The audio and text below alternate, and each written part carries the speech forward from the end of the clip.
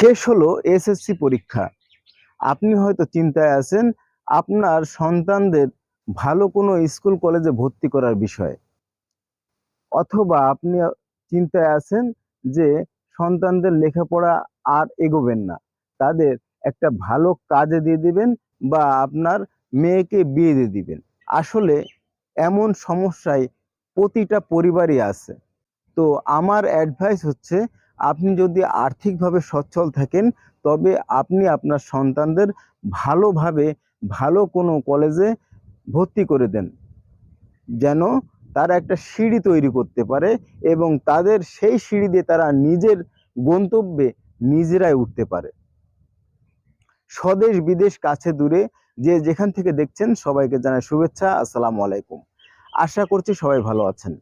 আমরা আমাদের সন্তানদের নিয়ে খুবই টেনশনে থাকি যে এখন যে যুগ চলতেছে, কে কোথায় কি করে বেড়াবে তার কোনো ঠিক ঠিকানা নাই। তবে আপনি যদি একটা ভালো গাইডলাইন দেন, আপনার কোল থেকে যদি একটু সরান, আপনি ধরেন গ্রামে বসবাস করেন, সেক্ষেত্রে আপনি আপনার সন্তানদের শহরে পড়াতে পারেন। তারা বাস্তবতা কি জিনিস সেটা জানবে। আর যদি আপনি আর্থিকভাবে অসচ্ছল হন, তবে আপনি যেটা চাচ্ছেন সেই অনুযায়ী তাদেরকে কাজে লাগিয়ে দিন, মেয়ে থাকলে বিয়ে দিয়ে দিন। আর আর্থিকভাবে সচ্ছল থাকলে অবশ্যই তাদের পড়াশোনা চালিয়ে যেতে হবে। কোনো কোনো মেধাবী আছে যারা আর্থিকভাবে খুবই অসচ্ছল, তাদেরও পড়াশোনার ব্যবস্থা করা আমাদের এই সমাজেরই দায়িত্ব। তাই সমাজের যারা বিত্তবান মানুষ আছেন তাদের কাছে বিনীত আহ্বান করব, মেধাবী শিক্ষার্থীদের দায়িত্বভার গ্রহণের জন্য। আর যেসব পরিবার মনে করছেন যে আমার ছেলে এসএসসি পাস করছে, এখন তাদের যে কোনো একটা কাজে ঢুকিয়ে দেব, আসলে যে কোনো কাজে ঢোকালে তারা কিন্তু জীবনে ডেভেলপ করতে পারবে না। আপনি আপনার সন্তানদের এইভাবে গড়ে তুলুন যেভাবে তার ভবিষ্যৎটা ভালোর দিকে যায়। কাজ শেখাতে পারেন ইলেকট্রিক্যাল, ইলেকট্রনিক্সের, যারা মোবাইল মেরামত করে, মোটরসাইকেল মেরামত করে, কম্পিউটার মেরামত করে, বা কম্পিউটারে যারা ফ্রিল্যান্সিং এর কাজ করে, এই সব বিষয়ে কাজ শেখাতে পারেন।